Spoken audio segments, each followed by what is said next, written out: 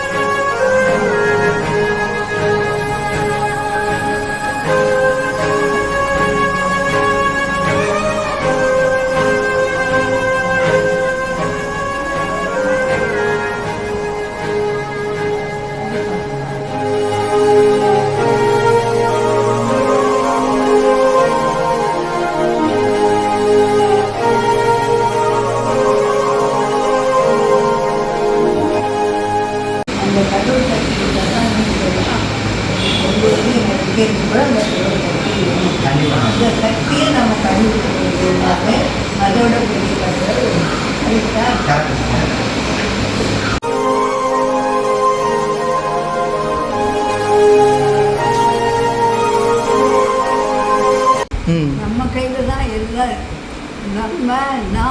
நம் சொல்கிறப்ப ஒரு வேலைக்கு போச்சு. நீ சொல்லு, கடவுளே நான் தான்.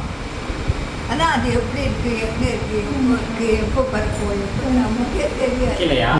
நல்லதை நம்மிடம், கெட்டதை மறக்கும். கண்டிப்பாம்மா. எனக்கு ரொம்ப சொல்லி ஒரு சந்தோஷம்.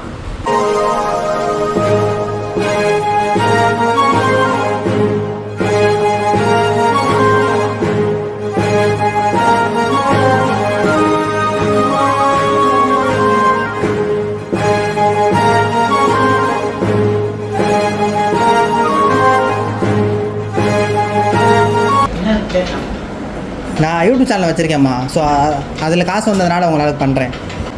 உங்களுக்கு இது போக சாப்பாடு போக உங்களுக்கு எதாவது ஆசை இருக்காம்மா சாப்பிட்றது மாதிரி, இல்லை வேறு ஏதாவது உங்களுக்கு வேணுமா? சாயந்தரம் வாழைப்பழம் வாங்கியிருக்கேம்மா, அந்த அப்போ கொண்டு வந்து கொடுக்குறேன். பஜ்ஜியாம்மா? கண்டிப்பாக வாங்கிட்டு வரேம்மா. ஓகேம்மா, கண்டிப்பாக வாங்கிட்டு வரேன். இது போக வேறு ஏதாவது ஆசை இருக்கா உங்களுக்கு? வேறு ஏதாவது ஆசை இருக்காம்மா சாப்பிட்ற மாதிரி? பஜ்ஜி போதுமாம்மா. சரிம்மா, பஜ்ஜி வாங்கிட்டு வரேம்மா. கண்டிப்பாக வாங்கிட்டு வரேன். கண்டிப்பாக வாங்கிட்டு வரேன். இருக்குமா. கல்யாணம் ஆயிடுச்சா? இல்லைம்மா. நாலு காசு சேர்த்து கண்டிப்பாம்மா. ஒன்றும் இல்லைம்மா. அம்மா மாதிரி. கண்டிப்பாம்மா. ஏதோ ஆசை இருக்கா? மச்சிக்கா என்ன ஸ்நாக்ஸ் வேணும் சொல்லு, வாங்கிட்டு வருவாங்க. என்ன வேணும்? எது வேணாலும் கேளுங்க, வாங்கி தரேன். அண்ணா நினச்சிக்க சொல்லு, ஒரு வாங்கிட்டு வருவாங்க. எது வேணாலும் கேளுங்க. ட்ரெஸ்ஸு வேணாலும் சரி, இந்த மாதிரி சாப்பிட்ற திங்ஸு எது வேணாலும் நீங்கள் வாங்கி தரேன். என்ன வேணும்? சும்மா சொல்லுங்கள் சார், எதுவும் சொல்ல மாட்டாங்க. சொல்லுங்கள். அவங்க ஆசையே அவங்களே நிறைவேற்றிக்கிட்டா என்ன கேட்க இருக்க போகுது? மற்றவங்க ஆசையை நிறைவேற்றுறது தானே கிக்கே. இல்லைங்க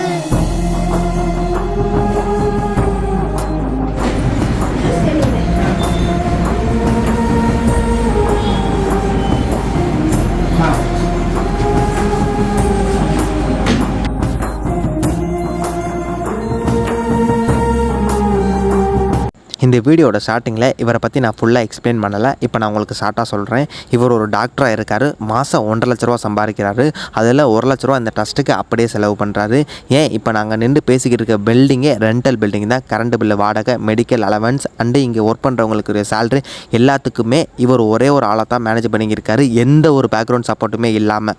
நான் வந்து அந்த டாக்டர்கிட்ட உங்களுக்கு ஏதாவது உதவி வேணுமான்னு கேட்டிருந்தேன். அதுக்கு அந்த டாக்டர் எனக்கு எந்த உதவியும் வேணாம், உங்களால் முடிஞ்ச உதவி ஒரு ஆளுக்கு ஒரு வேளை சாப்பாடு வாங்கி கொடுத்தாலே எனக்கு ரொம்ப சந்தோஷம்னு சொன்னார். இவர் என்கிட்ட ஃபீல் பண்ணி என்ன சொன்னாருன்னா, இந்த வீடியோவில் நீங்களே பார்த்துருப்பீங்க, பெட்டு வந்து அங்கங்கே கிழிஞ்சிருக்கும், ஒரு சில பேருக்கு வந்து பெட்டே இருந்திருக்காரு. இந்த பெட்டெல்லாம் மாற்றணும்னு சொல்லி என்கிட்ட ஃபீல் பண்ணார்.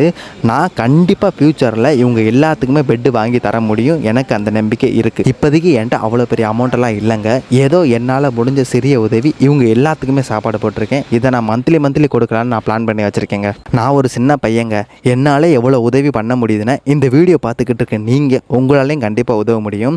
உங்களால் முடிஞ்ச ஒரு சிறிய உதவி, ஒரு ஆளுக்கு ஒரு வேளை சாப்பாடு வாங்கி கொடுங்க, அதில் கிடைக்கிற சந்தோஷம் வேறு எதுலேயுமே கிடையாது. டிஸ்கிரிப்ஷனில் இந்த ட்ரஸ்ட்டோட லொக்கேஷன், கான்டாக்ட் நம்பர் எல்லாமே கொடுத்து வைக்கிறேன். உங்களால் முடிஞ்ச உதவி ஏதாவது பண்ணுங்கள். 50 100 பண்ணால் கூட அந்த டாக்டருக்கு ரொம்ப ஹெல்ப்ஃபுல்லாக இருக்கும். உங்களால் பண்ண முடியலனா கூட பரவாயில்லைங்க, உங்கள் ஃப்ரெண்ட்ஸ் அண்ட் ஃபேமிலிஸில் யாராவது பண்ணுற மாதிரி இருந்தாங்கன்னா அவங்களுக்கு இந்த வீடியோ ஷேர் பண்ணுங்கள். நீங்கள் ஷேர் பண்ணுற ஒரு ஷேருக்கும் ஒரு ஆளுக்கு சாப்பாடு வாங்கி கொடுக்குற சமங்க. ஒன்ஸ் அகைன் உங்கள் எல்லாருக்குமே ரொம்ப தேங்க்ஸ். இதோட புண்ணியம் எனக்கு மட்டும் சேராதுங்க, இந்த வீடியோ பார்த்துக்கிட்டு இருக்கோம் உங்கள் எல்லாருக்குமே சேரும்.